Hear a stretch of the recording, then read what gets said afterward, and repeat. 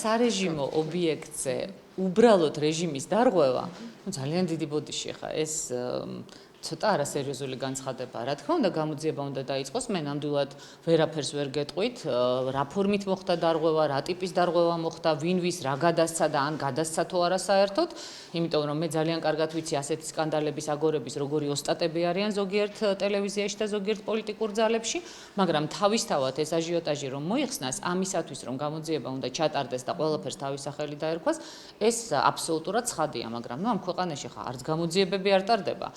არც გამოძიების შემდეგ პასუხები კითხვებზე გაცემული არ არის და საერთოდ ნორმალური არაფერი არ არის ჩვენს ქვეყანაში დავარქვათ ყველაფერს თავის სახელი.